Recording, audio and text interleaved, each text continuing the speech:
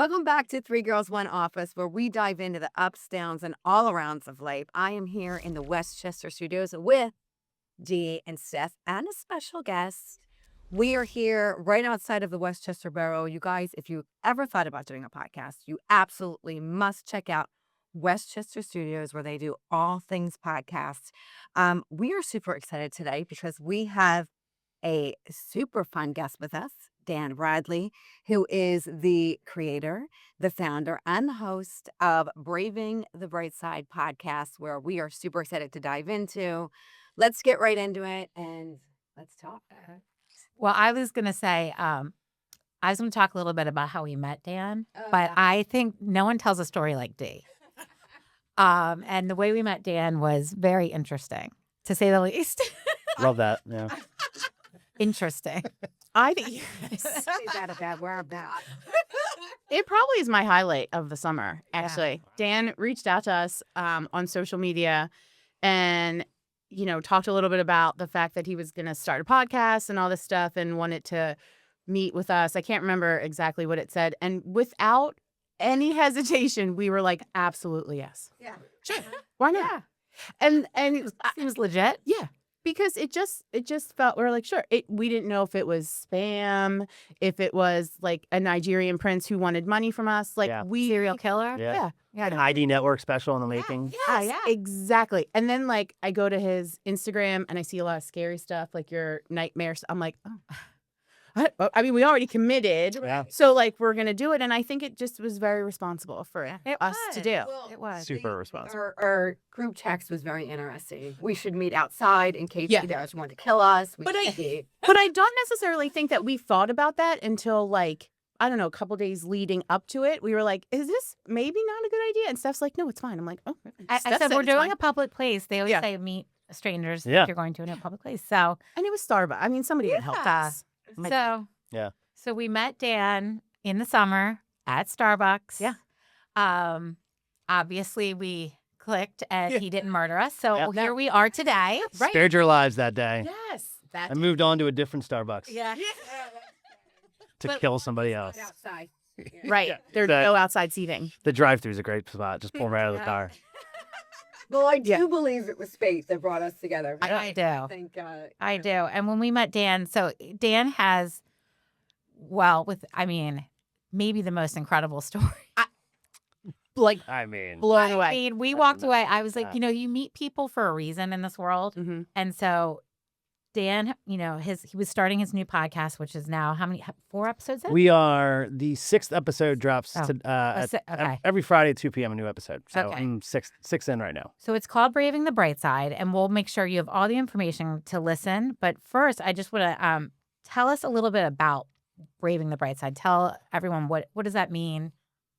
Tell us about your podcast, and then we'll dive in. Yeah. So Braving the Bright Side started off, I used the tagline radiance and resiliency, which I really think kind of sums it up. The idea sparks from, not even just nowadays, but, as life gets hard a lot of times, as you especially get older and more things kind of weigh on you sometimes, or just things get more complicated than you expected. And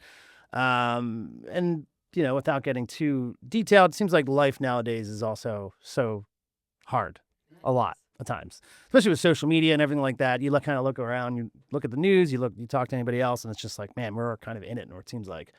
And it almost seems like it's easier to find all of the darkness out there. It's Totally. that is pushed on us, I feel like, all the time. Totally. And it's hard to find the bright spots in life. And I feel like you have to kind of dig and burrow to find like the good stuff in life, the good stories, the light out there. And I think it's super important now more than ever that people hear these stories and hear that there is an upside. There is plenty of life out there besides what you're being shown in the news and social media. And the idea was born in Braving the Bright Side means it almost takes more effort and more guts to be the bright spot in a world or a room that's like super dark. You know what I mean? So it's easier to kind of just go with the flow and just shit on everything and be miserable. It almost takes more guts and a lot more energy to kind of stand up when you're in the shit and stand up and be like, no, life isn't that bad. I got to fight for the good things. Right. And the idea also kind of went into I'm blessed to have a lot of good people in my life who also have gone through some stuff. Yep. And they had stories to tell, and that's kind of where it went, is having people on the show that have these stories to tell that I mean, we all have a story to tell, right? Yeah. I mean, every single person. I feel like every person in this world should write a memoir, because everybody out there has a story to tell. And Absolutely. these stories can really help other people out there. You know, it's easy to kind of feel alone and feel like, well, my problem is my fault, and it's just me, and I'm in the shit. I got to figure it out alone. And that's not the case. And I feel like not enough people know that. And I feel like with telling these stories and having these people tell their own stories, which can be therapeutic to them, can also help a lot of people out there in the long run. People hope and Right. sometimes just hearing people talk about something maybe someone can relate to and like, oh, wait a minute, they got through this. Yeah, for sure. So I don't even know where to start because like honestly, your story from the growing up in Wildwood Yeah. to Mean Streets of Wildwood. yes, to your experiences that have led you to where you are right now. Yeah. I don't know where do you think I should start? Can we start a little bit talking about like how you took, your addiction, turned it into a vehicle of like inspiration and inspiring others. I think that's really like key of what I think that's what really stuck with me when we first met. Yeah. Like Yeah. a story, how you took that like diversity and those challenges and like turned it into like what was your turning point? And I want to like hear it all. Yeah. That's a great question. And I feel like there's a couple different points I try to think about where that I was able to make that turn. But I was really on the verge of kind of losing everything that I had because I just refused to kind of open my eyes. And I just didn't, I just was numb all the time, and I didn't really have any kind of drive or direction. I mean, I had drive. I liked my job enough, and I liked what I was doing, and I liked who I worked with. But So you were a chef. I was a chef for many, many years. And a lot of drinking goes down, I know, in that Yeah. industry Yeah. because of just the hours, For sure. what I you're mean, surrounded by. I had taken that drinking and smoking and just staying up way too late and just partying all the time. I took that from, Jersey when I was like working at a gas station at Wawa. And I was like, well, I can do that as a line cook now and a dishwasher and a line cook. And, I always say it's not the restaurants that I was in. It's not their fault. It's just the product of the industry. Yeah. So I had a great work ethic, and I also I was really good at drinking for a while. So I was like, this is great. This is perfect. And I kind of just jumped right into that, and I needed a paycheck and I needed a job, and I love cooking. So I kind of just ran with that for a while. And then, as with life, sometimes you kind of turn around and you're like, oh my God, I'm like 30 something years old now, and I've been doing this for a while. I was like, all right, well, let's just stick it out. And I kept drinking. And, I hate the word functional alcoholic because I don't know. It seems like an oxymoron because. But you were getting up, you were going to work. But I was. Yeah. I mean, yeah, I was. I see what I had a lot of people also help me out along the way. I had a lot of good people in my life that were literally. I had one guy break into my house and wake me up because I was late to work, and I lived right across the street from the restaurant. Okay. To get me to work so I didn't get fired. Yeah. You know what I mean? So it's Wow. like people like that in my life that carried me to where I'm at now that I cannot thank enough. Like believed in you. You can do this. For you can do sure, this. and it was like also one of those things where it's like, I felt that love all my entire life, and I just kind of was like, yeah, not that I took it for granted, but I just kind of always accepted it, and then yeah, I just slowly but surely became more and more numb to everything and everyone around me, and it's not that I didn't have love for things, but I just didn't really put a lot of effort into anything. One being my marriage too at the time, and I was letting it all kind of slip away because I was just fine with just drinking beers and shooting whiskey. Yeah. And So like growing up, I know we have 8 sisters. yeah, Right. yeah. And growing up in that large family like that, like did the other family members know, or what, like, did they know that you had an issue with addiction, or was it just like It was, just super fudgy? yeah, Somewhat. I like kind of, them. I kind of hit, we were kind of, because my oldest sister is the Irish Catholic family. So Are you the youngest or second? second to youngest. I always say the Irish Catholic. The joke is the Irish Catholic, the only form of protection they believe in is the seatbelt. Okay. So I can't claim that as my own. I wish I could. But I had 8 sisters. Everything I owned was bedazzled. I wore makeup at a very young age. You were the like little baby doll. I was, yeah. Yeah.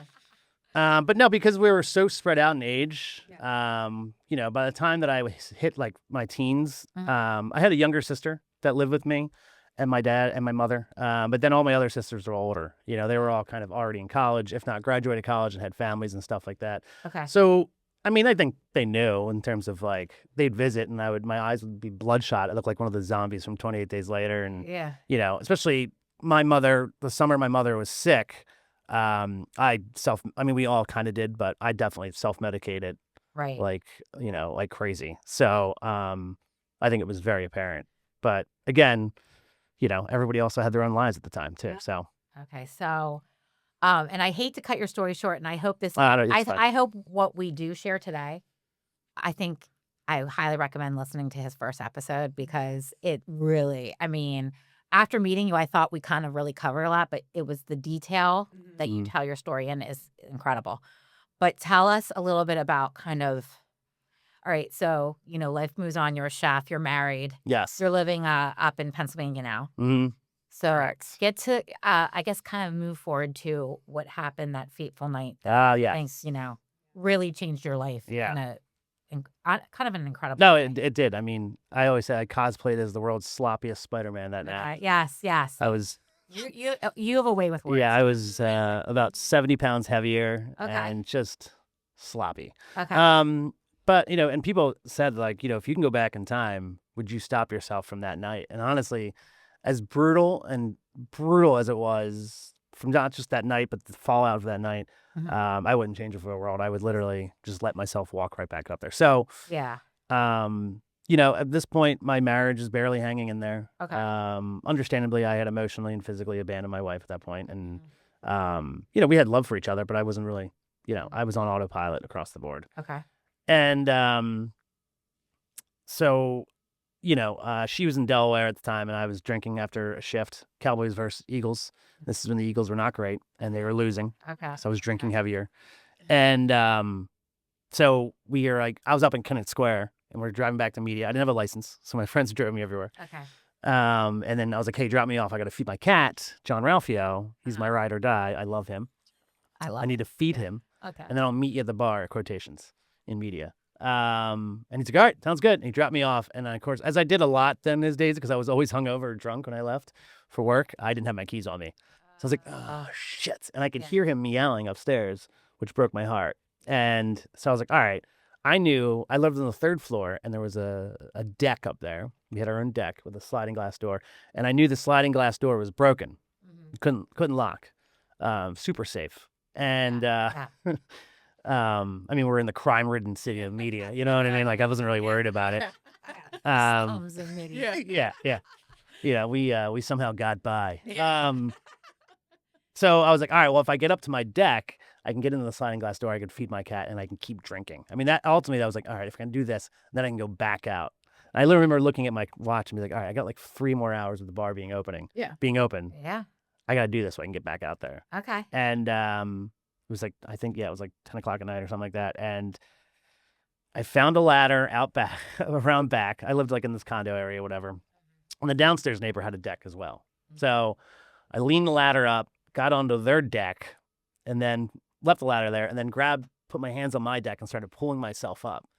Mind you, I haven't done any kind of physical exercise in God knows how long. So I don't know who the hell I thought I was. But I was like, chin up inside. yeah, exactly. Suddenly I feel like I could do like a whole, you know, Yeah. 250-pound pull up. Your muscles, right? Yeah, exactly. thing. Yeah. And so I remember pulling myself up and the ladder fell backwards. I was like, well, I'm in it now. Like, either I get up there or I don't. Like, I don't know, you know. And then at this point, it started raining a little bit. And I was like, well, this just seems to be getting better. And at one point, I remember thinking to myself, I'm like, this was a really bad idea. I was like, no. I like immediately was like, no, it's fine. The whiskey was like, no, you got this, dude. So I remember pulling myself up and I saw John Ralphio's face, my cat. I love him. And I remember him yelling and screaming at me. I'll never forget it. His mouth was like wide open. And I swear he was like, dude, what the fuck are He you was doing mad? up here? He was mad at you. Even he was like, oh my God, this is insane. We're What done. does this guy do? And I was like, no, I got this. And I've never felt anything like this at that point in time or even since, but my body literally was like shut down like a machine. It was literally like, nope, you've reached your limit. You know, you've reached the limit here and there's nothing else we have left and you need to stop what you're doing. And I remember holding on to the wooden pillars or whatever of the deck, Yeah. and watching my fingers open up involuntarily because my body was just shutting down. I know that feeling like when you're like Yeah, and then it you just can't hold any. Yeah.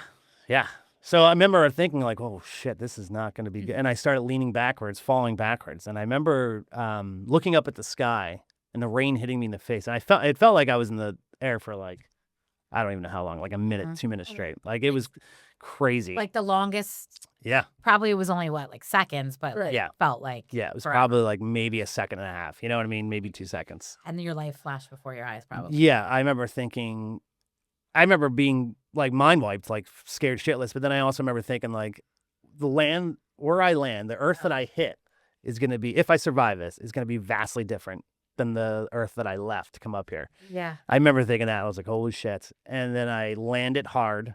I remember hearing a crunch on my left side. But surprisingly, I was probably in shock. yeah. Did so you feel pain? not at first, no. I didn't really feel anything. And I have no idea if I was knocked out or what, but I remember like sitting up and being like, holy shit, all right, well, I'm not dead. Okay. So, everything's Now coming up what? Millhouse. So I was like, all right, now what? And I was like, I should probably call my friend. I was like, I've definitely heard something. And I remember trying to use my left arm to grab my phone, and it felt like it was full of jelly beans. And no neighbors at this point heard, saw, Well, nothing. I ended up calling my buddy, and I said, hey, can you drive me to the, I was like, hey, who wants to go to the hospital? And he's like, what happened? And I was like, I think I just fell and broke my arm. He's like, oh my God. All right, I'll be right there. But by the time I hung up the phone, an ambulance pulled up. Ah, So I think somebody from Stop. across the street saw the sloppy Spider-Man fall. I can't even imagine. So yeah, and it was brutal, and it was super brutal. It was I remember apologizing to the ambulance drivers and the paramedics. I'm like, I'm so sorry you had to come out for this. And they're like, dude, you're fine. And I was like, no. What was this? This was it'll be 6 years. Wow. Okay. Okay. So October. shorter period than I thought Mm. for whatever reason. So I mean, that's not really that long. no. No, no, it's not long ago. Someone has to have it on video in the cabin. Yeah, I'm so I shocked. thought that too, honestly. Like, I mean, especially if I saw that, I'd be like, what the fuck is this guy doing? I record it immediately. Unreal. So you get to the hospital. Yeah, I get into the hospital, and I'm like, I got stretchered in. Yeah. And I remember the people being like, oh. Like, the people that work there are like, oh. Were you starting to feel pain at any point Yes. here? Right now, I remember I screaming couldn't in really pain or- breathe. I remember not being able to breathe very well, and my side is killing me, and my arm. I mean, they kind of like fastened my arm because they knew Yeah. immediately that it was like shattered. Yeah. But at this point, I'm like, oh, okay. Everything's kind of, the shock is wearing off, and I'm starting to feel things now. Okay. Did your Um, treatment, like because you had alcohol in your system, was there any kind of like delayed treatment because there was alcohol in your system, or did everything kind of like just go normally? It kind of, I don't think anyone spoke to me about that, but I was in the hospital for about 3 days, I think, or maybe 2 days until they did surgery on me. So I ended up shattering my left elbow, broke 3 ribs, and then shoved a rib into my lung and collapsed the lung. You really did it. Yeah. You Yeah. You know? go get her. Yeah, exactly. I do everything 110%. I mean, yeah, you don't play around. Maybe 99% since I'm still alive, but It's, it was a lot.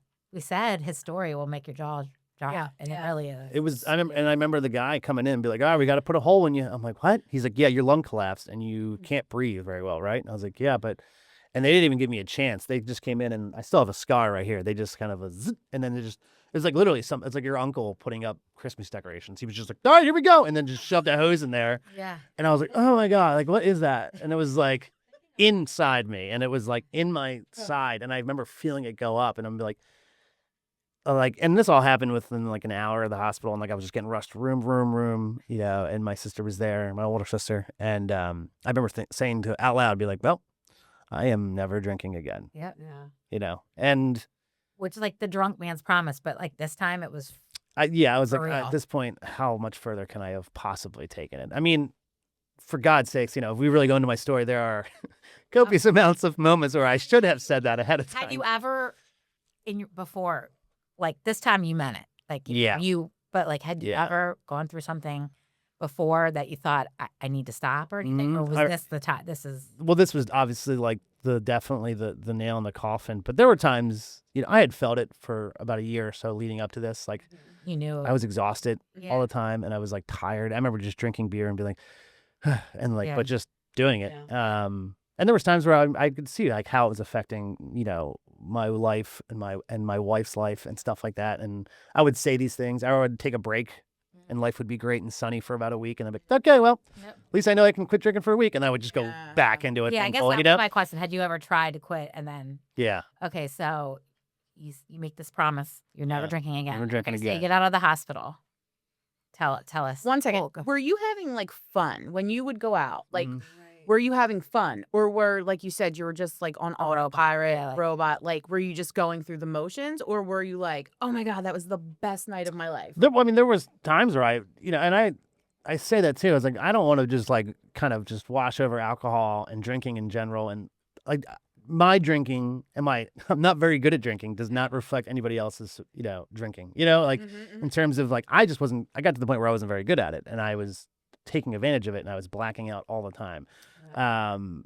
But I feel like, there was times where it was a great time, but Yeah. towards the end there, I remember my last birthday when I was drinking, we all went to a bar to hang out and I was like the first one, I was asleep in the bar seat at Yeah. like 9:00 at night, Yeah. Like, what's the fun there? Yeah. Right, exactly. Because I would get in and I would want to shoot whiskey, I want to do shots and I would want to drink the heaviest IPAs, I just went for it every single time.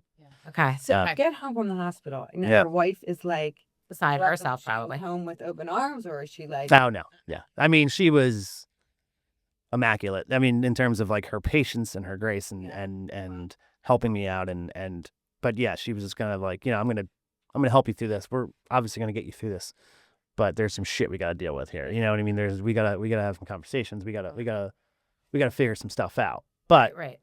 but she also wasn't like I wasn't laying on the cold floor in my broken ribs like somebody help me, and she just spits on my face and throws cereal on me. But she was amazing in every way. But yeah, it was definitely it was tough. And then I had a lot of guilt. There was like I had a lot of guilt for putting her through this. She had just gone through some stuff herself on her side, and I wasn't there, and I made it even worse. I mean, once again, she was going through something, and I was like, nope, I'm gonna make it all about me because I just dropped the largest word, dropped the elbow on earth and shattered my body. So, it was, I had a lot of guilt that I had to deal with as well.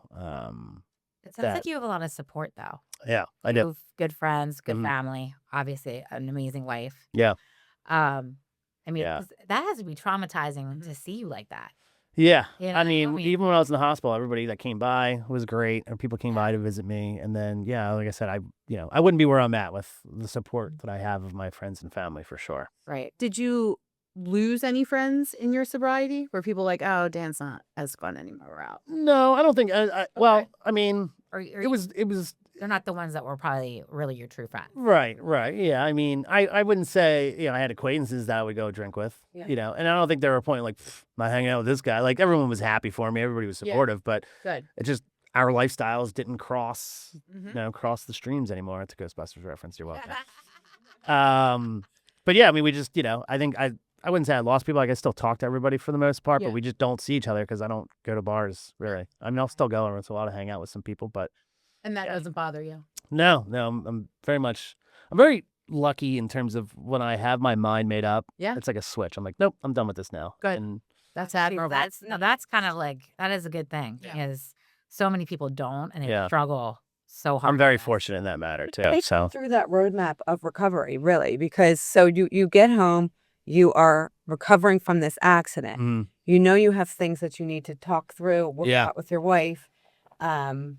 You're also What in are the pain, next steps? Mhm. yes. physical pain. Yeah. We had this first thing we did is switch sides in terms of where we slept in the bed. Okay. Because I had to change where I was sleeping because my ribs were in so much pain that I had to be able to roll out of bed at any point in time. So that was our first big speed bump. That was a big one.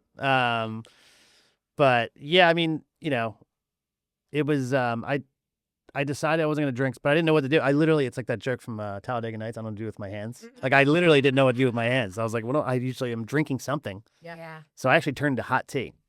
Drank a lot of tea. Delicious. Shit ton of tea. So we had a Okay. drink cart that we got for our wedding that was full of booze, and then it just switched over to just tea boxes. Oh, cool. So I would literally go over there and just That's pick my great. poison tea over there. How Yeah. did John Ralphio handle all this? Yeah.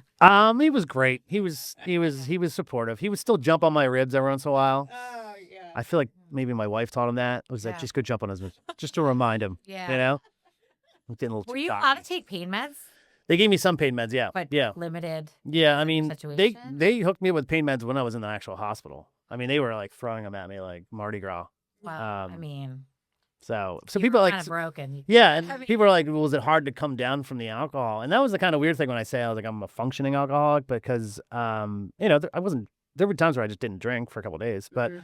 I don't know that I ever went through like actual withdrawal from alcohol. Okay. But I was also half my body was destroyed. I was so- gonna say you don't know that you did. Yeah. because you were in so much Exactly. pain anyway. Exactly. So what were the steps though? So what did you healed up. Let's go fast forward to you're all healed up. Your body feels Yeah. and what were the steps that Well, it was interesting because I fell to earth, destroyed my body, and then the world shut down. COVID happened. Yeah. Oh, That's yeah. good. Yeah. That so you told us that too. That really. Yeah. I was like, oh shit. So then, like, literally everything, and I feel like it could have gone either way. Like, if I was still drinking during COVID, I would definitely not be married, and God knows where I'd be. But also on the flip side, so it's really good that I was sober. But like honestly, like I remember looking around, and I was newly sober. Like, I was trying to figure this out, and I couldn't really. I started going to meetings in the beginning, like AA meetings, and it was great. Like I love those rooms. Like I tell people, those are the warmest rooms I've ever been in. Everyone's super supportive.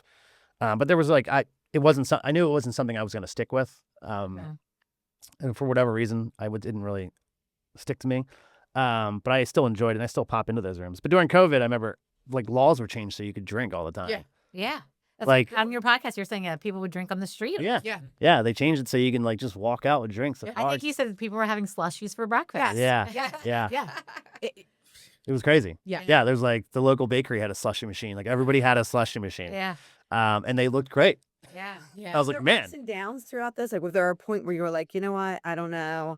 Can I do this? Do I want to, there were ever a time where you questioned your decision to times where I don't know that I ever got to the point where I was like, I really need a drink right now. But there were times where I'm like, what is my life looking like? You know what I mean? Like, there were times where I would sit there in my own head and be like, is this just how I'm just going to feel this for the rest of my life? I'm just going to be like sober and not have anything. I'm just going to feel this way forever. Like, Yeah.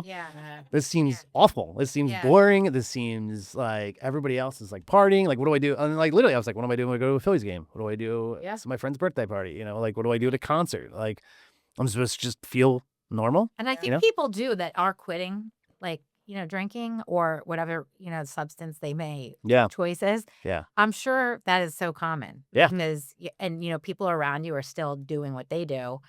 And you're like, oh, they look like they're having so much fun. And then you're probably like, this is, Right. it's a change in your life. And it's like, yeah, I mean, you have to rewire your brain. I'm like, all Right. right, like I got a lot of life left. I'm just gonna Yeah. just be this way for Yeah. for all of it.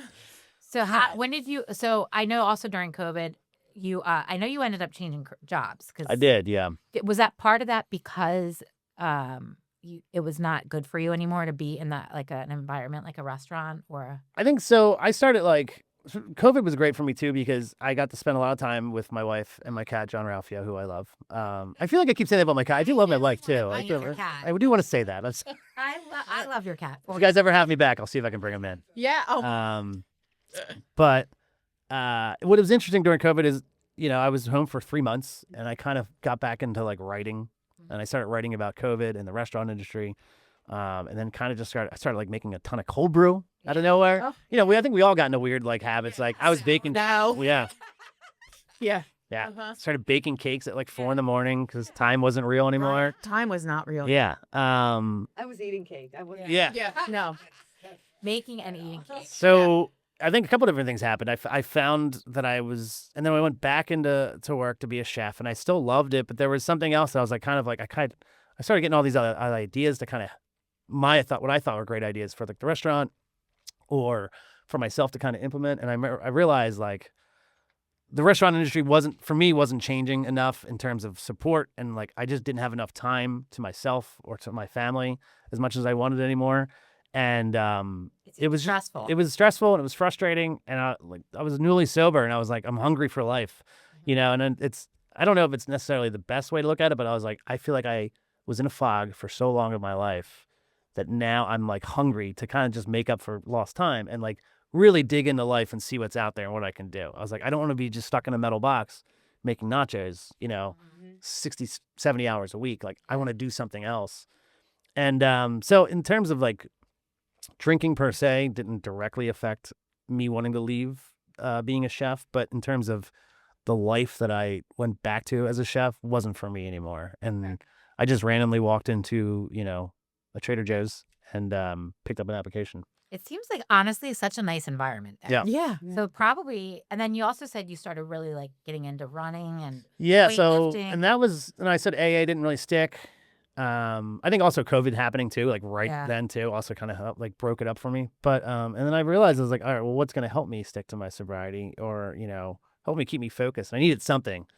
And becoming physically fit and taking care of my health became a big part of mentally taking care of myself as well. Like going to the gym is a must for me mentally anymore. Yeah, It's- those endorphins. Yeah. Just like it's time for yourself. Right. And it's a Discipline big yourself. time. It's one of the few times where I get time to myself to like really, think or I don't think, or I just blank my brain out and, lift hundreds of pounds over my head. And it's the greatest thing in the world. So Okay, so at the end, I mean, we could probably talk to him all Forever. day. I mean, and I really, again, please listen to his first podcast. Yeah. We didn't want to go too far. Like, Yeah, I want didn't wanna people hear to listen. Dan's because whole story. It's 'Cause phenomenal. the first episode is just. well, thank you. I really do appreciate We that. do have we usually do some Ask kind of away. rapid fire, Whatever but you wanna do. I think Jen had a good idea. Yeah. because you have so much to offer people. So go ahead. I think, if there is somebody listening that is struggling with addiction and kind of in a crossroads, if you Mhm. will, what would be the advice that you'd give them?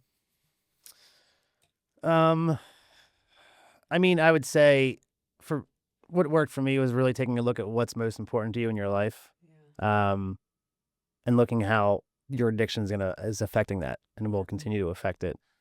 And really, I mean, honestly, it's as simple as asking somebody for help. Mhm. That's a big thing. Ego is a motherfucker sometimes, Mhm. and I know it was for me. And it took the a force flicking me off my deck and to really open my eyes, unfortunately. But there were so many other moments where I should have asked for help, and so many other moments where people were there to help me, and I was like, no, it's fine. So you have to like really take a look at yourself and ask for help and drop the ego and I just admit fault, admit that you're powerless right now. That's a really And tough that's thing. hard. I feel like that's hard for Yeah. a lot of people. I mean, you don't want to seem vulnerable and And you have to want to do it, right? Yeah. Yeah, and that's Really like do. and people people have asked me that question before, and it is really tough to like kind of put into words, but like you really have to want it, and it's like it ebbs and flows, any kind of addiction. Yeah.